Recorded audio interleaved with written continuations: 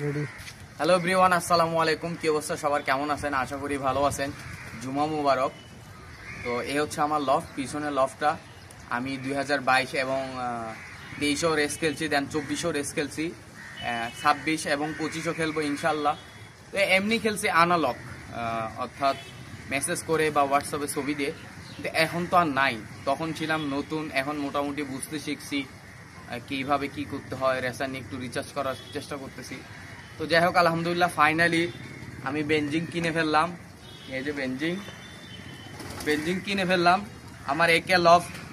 আশা করি এবার থেকে বেঞ্জিং দিয়ে জয়েন্ট রেস বলেন, ক্লাব রেস খেলবো। এটা হচ্ছে বেঞ্জিং G2।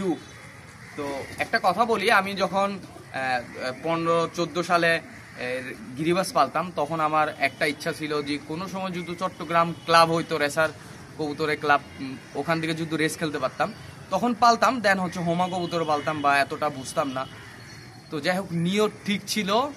সেটা 2022 সালের শেষে ক্লাবের সাথে আমি জয়েন হই, তখন অনেক খুশি ছিলাম।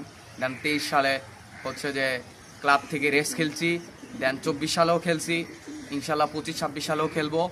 একটা কথা কি জানেন, হাদিস শরীফে আছে যে ইন্নামাল আমালু বিন্নিয়াত, সব কিছু নিয়তের উপর নির্ভর করে। নিয়ত যদি ঠিক থাকে আর দেন হচ্ছে উদ্দেশ্য যদি ঠিক থাকে, তো অবশ্যই আপনি একদিন না একদিন সফল হবেন ইনশাল্লাহ। সাথে থাকুন, পাশে থাকুন, দোয়া করুন। আমার লফটের জন্য দোয়া করবেন, দেন কবুতরের জন্য দোয়া করবেন।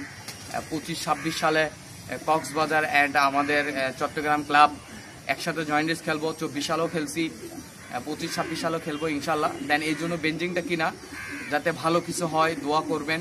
আলহামদুলিল্লাহ, আলহামদুলিল্লাহ, আলহামদুলিল্লাহ, আল্লাহর কাছে লাখ লাখ শুকরিয়া।